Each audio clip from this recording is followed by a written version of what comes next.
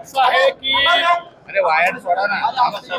दुर्दैवाने त्याच्यामध्ये एका विशिष्ट पक्षाचे काही पदाधिकारी आहेत की ज्यांनी अतिशय वाईट अशा प्रकारचे काम केलेलं आहे.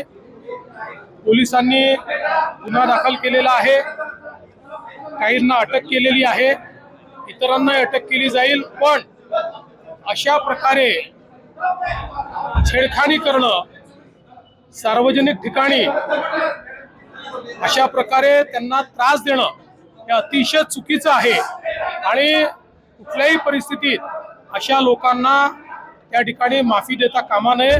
त्याच्यावर अतिशय कडक कारवाई होईल. सर, रायगडचा पालकमंत्री कोण होणार? सर, रायगडचा पालकमंत्री शिंदे शिवसेना, राष्ट्रवादी की भाजप?